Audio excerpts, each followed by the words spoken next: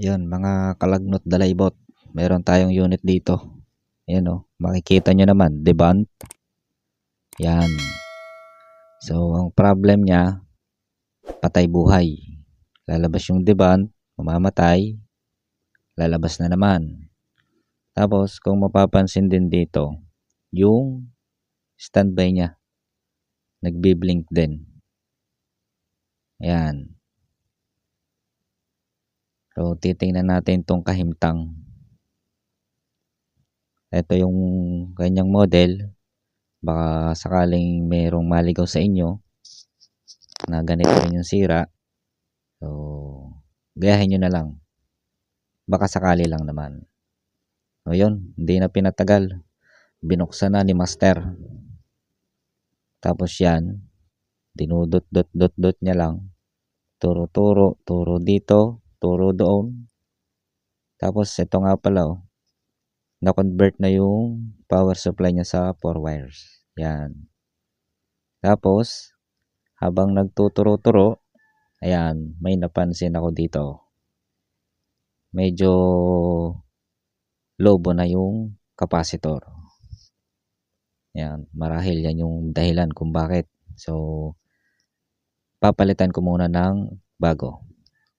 Yan. Pinalitan ko na siya. Pero hindi yan bago ha. Hehe.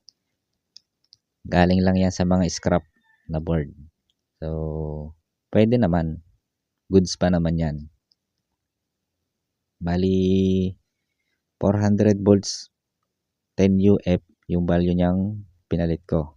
Tapos itong luma ay 350 volts 10 UF farad. Yan, pinalitan ko na yan. Medyo inopera ko lang ng konti at hindi kasya dun sa butas. Medyo malaki kasi yung ipinalit ko. Pero goods naman yon. Basta hindi bababa ng 350 volts yung capacity niya.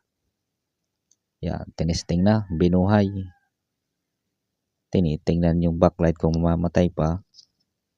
Pero parang hindi na. Tsaka yan oh, kung mapapansin nyo dito yung standby niya, standby red, hindi na nagbi-blink. Yan. Sisilipin.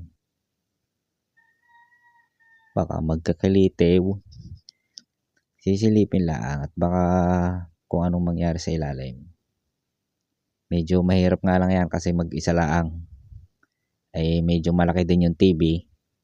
Kaya konti lang angat. Makita lang yung display at makita lang sa video. Yan. Kita nyo naman, nagkamero na. O yan. Ewan kung anong sunod gagawin din eh. Baka kung ano pang gagawin. Tingnan natin. Abay, hinihipo yata. Baka makuryente ka diyan. Yan. Possible kasi yung capacitor na yon leak. Kaya hindi na niya maabot yung requirements na voltage. O kaya naman, basta, yun na yun. Mahirap ipaliwanag eh. Pero ang pinakamahalaga at least ay gumana na yung unit. Tsaka ito pa pala, oh, napansin ko yung bandang baba niya may mga guhit na. Oh. Pero aware naman yung may-ari. Ganyan na daw siya dati. Yan. Okay na, hindi na namamatay. Obserbahan na lang natin naman siguro mga ilang minuto rin bago natin sabihin at baka mamaya mamatay ay lugay.